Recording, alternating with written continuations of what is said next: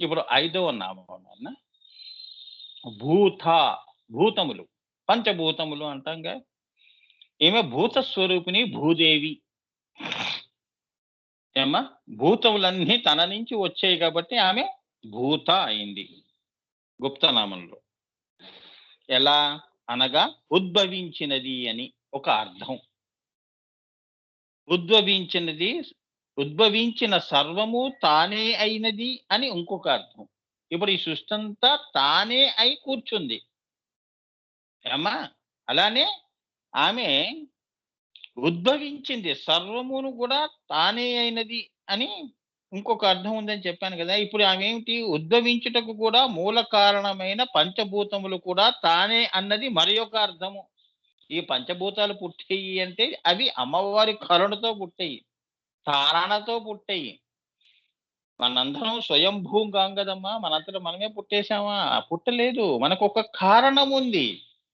ఆమెయే భూదేవి నుంచి పుట్టామండి. పంచభూతములు అంటే మన శరీరం కూడా మట్టే. ఏమీ లేదమ్మా మట్టి. ఏమ్మా? కావాలంటే చెయ్యి పెట్టి రుద్దుతూ ఉండండి మట్టి పడుతూ ఉంటుంది. స్నానం చేసినా గాని, స్నానం చేయకపోయినా కూడా రుద్దుతూ ఉండండి. జిగట జిగటగా అంతా మట్టి పడుతూ ఉంటుంది. అంతా మట్టే ఏం లేదు. మట్టిలో వచ్చాము, మట్టిలోనే పోతాం. మట్టి మలిచిన మనిషి మనిషి కథ ఇదిరా. పుట్టి గిట్టే మనసు వ్యధ ఇదిరా. గురువుగారు రాసింది. ఏమ్మా?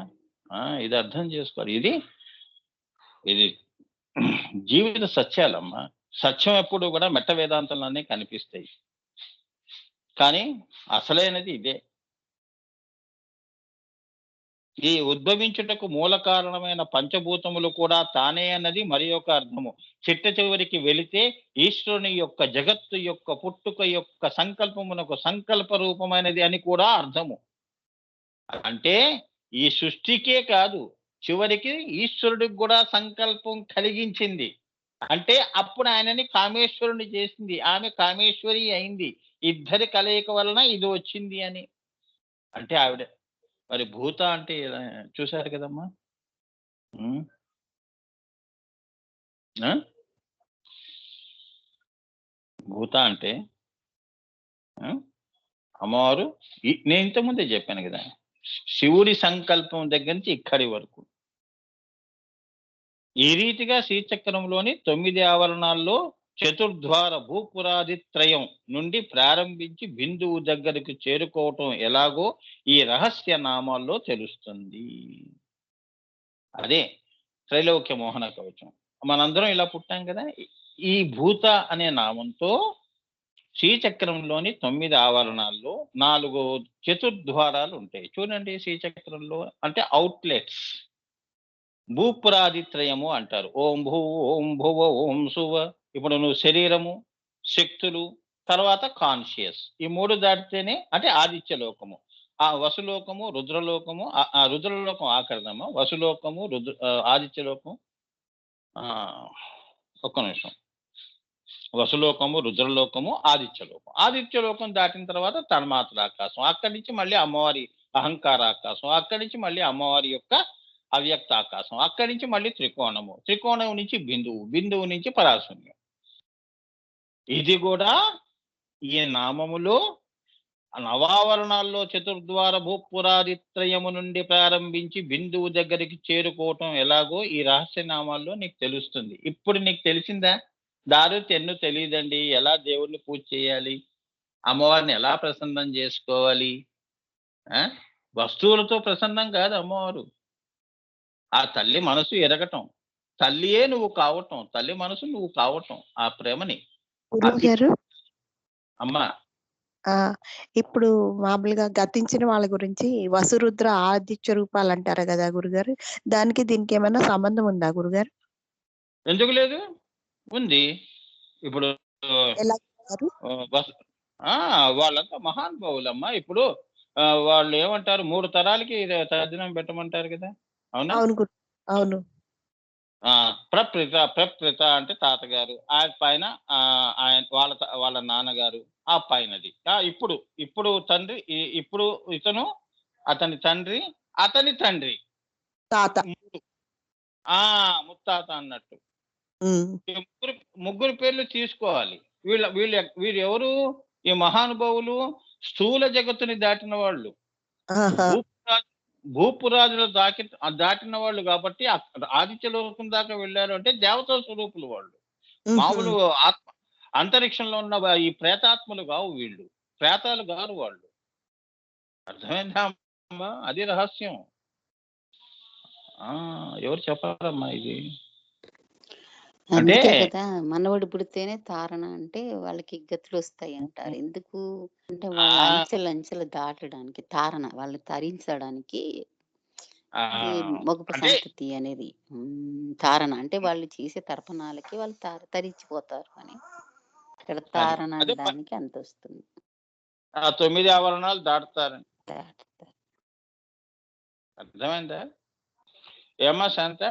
సో వసులో వీళ్ళందరూ కూడా ఈ భూపురాదిత్రయంలో ఉంటారు వీళ్ళు. అందుకే వీళ్ళందరూ పితృలోకులు, పితృదేవతలు అంటారు. వీరు ఏం చేస్తారు స్వామి ఆ లోకంలో ఉండి అనేది నేను ప్రజ్ఞా విలాసంలో చెప్తాను. ఆశ్చర్యపోతాను. అంటే రుద్రలోకము, వసులోకము, ఆదిత్యలోకము అని భూపురాది రేఖలను అంటారమ్మా. ఆదిత్యలోకము అంటే ఇంకా ఆఖరి కాన్షియస్ అంటారు. ఇది వసులోకం ఏమిటంటే ఇది మ్యాటర్ కి సంబంధించింది. నీ శరీరానికి సంబంధించిన భూపురాది రేఖ దగ్గరికి వస్తే అంటే నిన్ను నువ్వు జయించుకోవటం, పంచభూతాన్ని జయించటం. రెండో దానికి వచ్చినప్పుడు నువ్వు శక్తివంతుడివి కావటం, అదే శక్తిమయ కేంద్రము అంటారు. రెండవది ఇప్పుడు మనం బతికున్నాము అంటే లోపల ఏదో శక్తి, అది శక్తిమయ కేంద్రము అంటారు. ఆ కేంద్రం కూడా ఈ శక్తి ఎక్కడి నుంచి వస్తుంది అంటే ఎవరో ఏదో ఆలోచన చేస్తే వస్తుంది. అది ఆత్మ. ఆ ఆత్మస్వరూపమే సూర్యుడు. అదే ఆదిత్యలోకము అంటారు. ఇది రహస్యం. ఇంకా డీటెయిల్డ్గా చెప్తాను, రాసుకోండి నోట్స్. ఎక్కడా కూడా మీరు ఇంతకంటే సైన్స్ లేదు. అంటే ఇప్పుడు ఇది ఏంటంటే కూడా నేతివాదానికి వస్తుంది కదా గురుజీ కొంచెం మూలం అలా వచ్చి ఆదిత్య లోకంలో నువ్వు ఏంటంటే సిద్ధంగా ఉంటావు. అమ్మవారి యొక్క తన్మాత్రాకాశాల్లోకి వెళ్తావు. అంటే ఓం భూ దాటావు, భువర్లోకం దాటావు, సువర్లోకం దాటావు. ఓం భూ ఓం భువ ఓం మహర్లోకం దాటితేనే గాని నీకు అమ్మవారి యొక్క శ్రీచక్రంలో ప్రవేశం ఉండదు. తన్మాత్రాకాశంలో అడుగు పెట్టనిస్తుంది. ఓకే, అదంతా కూడా ఈ లోకాలకు సంబంధించిందంతా కూడా నేను అమ్మవారు బిందువు అంటే అక్కడి నుంచి అమ్మవారు బిందువు కాన్షియస్. జ్ఞాత, జ్ఞానము, జ్ఞేయము. ఆమె జ్ఞేయము మేధస్సు. ఆ మేధస్సు నుంచి కదా ఈ శక్తులు వచ్చాయి. ఈ శక్తుల నుంచి కదా ఈ శక్తి ఓంకార శక్తియే కదా. ఓంకార శక్తి నుంచి కదా స్థూలం అనే జగత్తు వచ్చింది. అంటే మట్టి పుట్టిందని. ఈ మట్టి నుంచి శక్తి ఓంకారంలో నాదం పట్టుకొని చేస్తున్నావు కదా. నువ్వు నాద రూపంలోకి వెళ్ళావు. అక్కడి నుంచి నువ్వు అమ్మవారు ఆత్మ. ఆత్మయే ఏమిటి? అమ్మవారి యొక్క సూపర్నర్ లైట్. లైట్ అంటే నాదము కాంతి అన్న రెండు ఒకటే. మరి ఇప్పుడు ఎక్కడున్నావు? అమ్మవారి యొక్క మూడవ దాంట్లో కరిగి ఉన్నావు. అంటే ఓం భూ ఓం భువ ఓం శువ దాటేశావు. ఈ జ్ఞానం దాటేశావు. మరి అమ్మవారి యొక్క ఇందులోకి వచ్చినప్పుడు అమ్మవారు నిన్ను పైకే తీసుకెళ్తుంది. పైకి రా అంటుంది. తన్మాత్రాకాశంలో అక్కడికి వస్తావు. అది కూడా అక్కడ ఎలా ఉంటుంది? ఇప్పుడు తన్మాత్రాకాశము అంటే ఏంటంటే నీ తన్మాత్రాలన్నీ కూడా నడిపించే దేవతలందరూ అక్కడ ఉంటారు. రూపరస గంధ వాసన తీస్తున్నావు అనుకో, ఆ వాసన నీకు తెలుస్తుంది. జ్వరం వస్తే నీకేం తెలుస్తుంది? ఏం తెలియదు.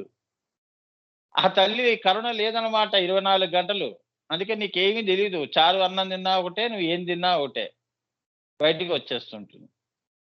అది తన్మాత్రాకాశాలు. దాని పైకి అమ్మవారు ఏం చేస్తుందంటే నిన్ను ప్రమోట్ చేయిస్తారు. అప్పుడు అహంకారాకాశంలోకి నువ్వు ఆవిడ అహంత ఇదంతా మమత అనేది నువ్వు తెలుసుకుంటావు. అక్కడి నుంచి అమ్మవారి హ్రీం బీజంలోకి వెళ్తావు. అదే నీ ఆఖరిది. అదే వేదాంతము, నాదాంతము, నీ జీవితాంతము. నీ జీవితానికి అంతం అది. ఇక్కడ కాదు. ఇది రహస్యం. అక్కడ తల్లి దయ ఉంటే నిన్ను పైకి పంపిస్తుంది. అవ్యక్తాకాశము, త్రికోణము, బిందువు, సవికల్ప, నిర్వికల్ప సమాధులు. లేదు అంటే హ్రీం బీజంలో ఉండి నీకు మళ్ళీ దేవతా పనులు అప్పజెప్తుంది. నువ్వు దేవతా స్వరూపాన్ని నువ్వు పొందుతావు. అందుకే పితృదేవతలు అంటారు. వారు అక్కడుండి అమ్మవారు. ఇది వీళ్ళందరూ సృష్టికి కావలసిన సహకారాలన్నీ చేస్తూ ఉంటారు. ఇప్పుడు నువ్వు కింద వంశానికి వంశోద్ధారణ, పిల్లలు పుట్టాలి, సత్సంతానము, ఇవన్నీ కూడా వాళ్ళందరూ జీన్స్ కి సంబంధించిన వాళ్ళు కదా. వాళ్ళు అటువంటి సంకల్ప రూపంలో వాళ్ళు చక్కటి సంతతిని వాళ్ళు గర్భంలో ప్రవేశపెడతారు. ఎలా ప్రవేశపెడతారు, ఫస్ట్ మంత్ ఎలా ఉంటుంది, అవన్నీ మరి మీకు సైంటిఫిక్ గా చెప్పాలి కదా. ఏదో చెప్పుకుంటూ పోవటం కాదు కదా. అందుకని ప్రజ్ఞా విలాసం. ఆగండమ్మా, ఆ సబ్జెక్ట్ వచ్చినప్పుడు మాట్లాడతాను అన్నా. ఎంత ఉంటుందమ్మా, అల్లాటప్పగా వేదాంతం చెప్పటం కాదు. మొట్టమొదట సారస్వతార్థము మరి ఒక మంత్రార్థమును స్వీకరించుకొని ఆ తల్లి కృపచేత ఇన్ని ఆవరణాలు దాటి చివరికి బిందు స్థానానికి చేరవలసి ఉంటుంది. ఇప్పుడు నేను చెప్పానే, ఇది గురుగారు చెప్తున్నారు. ఏమన్నాడు ఆయన? మొట్టమొదట సారస్వతార్థం. అసలు శ్రీ విద్య అంటే ఏంటో తెలుసుకో ముందు. అది తెలియకుండా ఏం మాట్లాడతావు? ఎక్కడికి వెళ్ళాలి స్వామి? కొద్దిగా తూచా ఛాయగా చెప్పండి, దాన్ని బట్టి అల్లుకుపోతాను అంటుంటారే. ఒక్క మాట చెప్పండి. నేను అలా సారస్వతార్థం అంటే ఇది.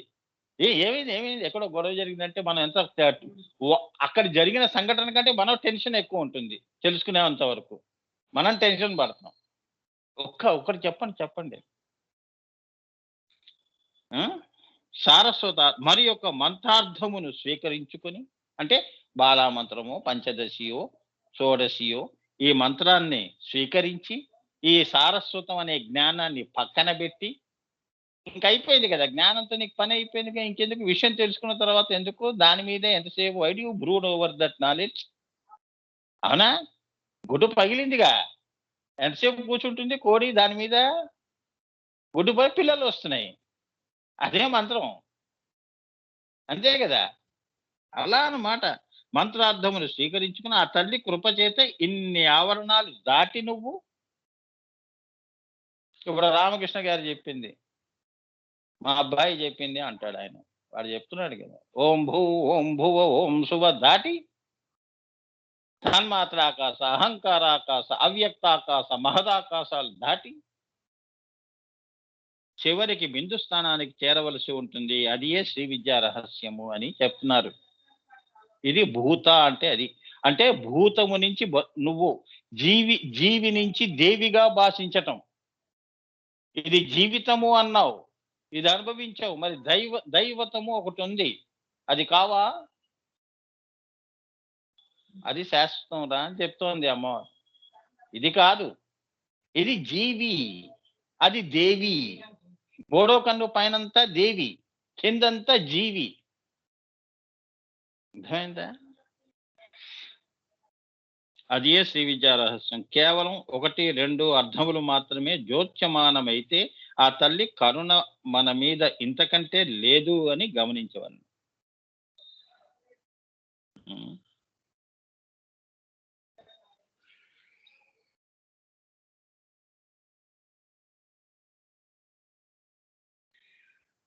ఎందుకంటే అంతా అర్థం కాదుగా. ఆవిడ కరుణ ఎంత ఉంటుందో ఆవిడ అంతవరకే నీకు ప్రాప్తాన్ని ఇస్తుంది. అదే ప్రాప్తాయ నమః. ఎంత ఇస్తే అంత ఇయ్యి స్వామి, మరీ ఘోరంగా. ఇంతే బ్రహ్మ విద్య తెలుసు. శ్రీ విద్య కేవలం 1-2 అర్థములు మాత్రమే జ్యోత్స్యమానమైతే ఆ తల్లి కరుణ మన మీద ఇంతకంటే లేదు అని అర్థం చేసుకోండి అని గమనించవలేను. అమ్మా, అదే నువ్వైతే అమ్మదయ్య కరుణ. వారు నిర్వికల్ప సమాధుల్లోకి వెళ్ళిపోయారు అంటే అంత కరుణ ఉందని. లేదా అంటే భూపురాది హృదయకల వరకే మన జ్ఞానం ఉంటుంది, పైనది తెలీదు. అణిమా సిద్ధి, లగిమా సిద్ధి, ఘరిమా సిద్ధి, ఈ సిద్ధులు ఉన్నాయే మూలాధారంలో సంపాదించుకొని లోకంలో ప్రదర్శన చేసుకుంటూ బతుకుతాడు. అమ్మ కరుణ అంతవరకే వాడికి. అర్థమైందా? అది దాన్ని పెంచుకోడు. ఇది నేను పైన చెప్పాను, లోపల ఎంత ఉంటుందో నాకు తెలియదు. అంటే అనుభూతి కావాలి.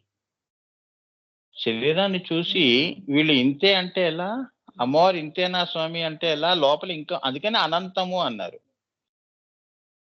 మంత్ర సాగరము, అవునా? ఇది భవసాగరము, మంత్ర సాగరం ఉంది, ధ్యాన సాగరం ఉంది, యోగ సాగరం ఉంది. ఎన్ని సప్త సముద్రాలు దాటితే గాని బిందు స్థానానికి చేరుకోనాయనా. మనం చిన్న చిన్న పిల్ల ఏర్లే దాటలేము, అవునా? బుజ్జి బుజ్జి ఏర్లు వస్తుంటాయి చూడండి, మనం ఎప్పుడన్నా వెళ్తున్నప్పుడు మన మోకాళ్ళ వరకే నీళ్లు వస్తాయి, అవునా? నానా తంటాలు పడతాం తడవకుండా, చీరలు ఎత్తుకుంటూ, ప్యాంట్లు ఎత్తుకుంటూ, పంచలు ఎత్తుకుంటూ, తడవకుండా, మళ్ళీ నీళ్లు మీద పడకుండా. ఇది దాటడానికి పెద్ద, అబ్బో, ఆంజనేయ స్వామి లంక దాటి ఇగో సముద్రం దాటినదంతా ఆప్సోపాలు పడుతున్నాం. ఆయనేం ఆప్సోపాలు పడలేదు, మనం